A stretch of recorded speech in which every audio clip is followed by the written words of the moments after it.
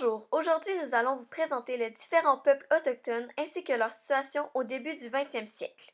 Les Abénakis sont un peuple amérindien originaire de la Nouvelle-Angleterre. Elle fait partie de la famille culturelle algonquienne. Ils étaient autrefois installés dans les cantons de l'Est. Leur nom de peuple signifie peuple de l'Est ou peuple du soleil levant. Le peuple Wendat sont un peuple amérindien anciennement connu sous le nom de village huron. Les Micmacs sont un des premiers peuples autochtones à avoir pris contact avec les Européens.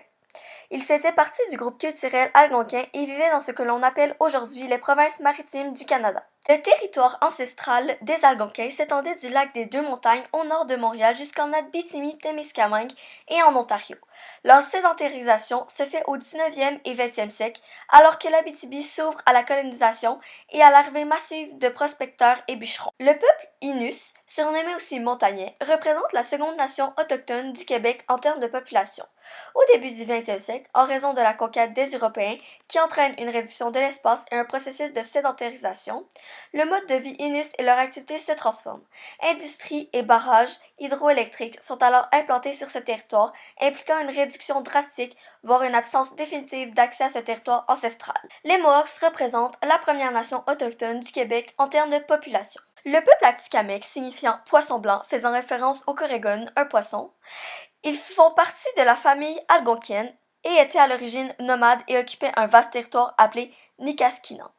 Les Atikamekw sont des spécialistes de la confection d'objets de tout genre, à base d'écorce de bouleau, tels les canaux légers et profilés et les paniers. Les Inuits ne sont pas un peuple amérindien, il s'agit d'un peuple autochtone de l'Arctique. Ils représentent la quatrième nation autochtone du Québec en termes de population. Dans les années 1950, la conquête européenne impose la sédentarisation des Inuits et l'abandon du semi-nomadisme. Le mode de vie inuit se transforme et les activités aussi. Peuple autrefois nomade, les Naskapis tiraient leur substance presque exclusivement de la chasse au caribou et de la pêche blanche. Leur territoire se situait au sud de la baie d'Ungava. Les Cris, traditionnellement, sont des nomades chasseurs, pêcheurs et trappeurs, et sont ethnologiquement rattachés aux autres Cris vivant au Canada, et font partie de la grande famille linguistique et culturelle algonquienne. Aussi appelés les Etchemins, les Malécites du Québec refusent toujours de se voir confinés dans leurs réserves de Whitworth et de Kakuna.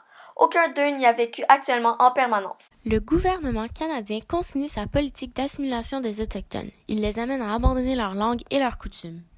Cette politique avait pour but d'assimiler et d'éradiquer leur culture. Pour ce faire, il y avait beaucoup de malnutrition, d'abus physiques, psychologiques et sexuels.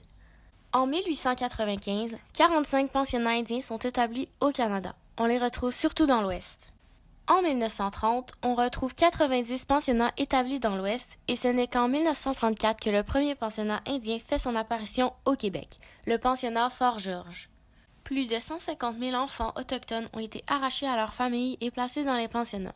La plupart de ces pensionnats étaient contrôlés par les communautés religieuses.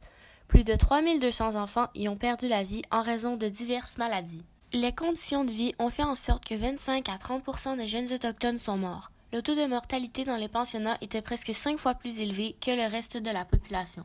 La population autochtone est en plein déclin. Elle ne cesse de diminuer. Cela est causé par la maladie, la famine et les guerres issues de la colonisation. En 1927, il y a une modification de la loi sur les Indiens.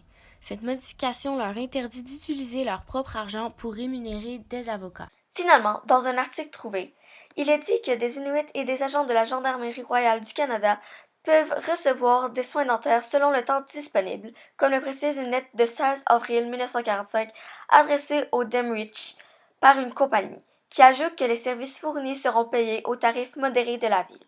Près d'une centaine d'Inuits reçoivent ces soins pendant l'été 1945.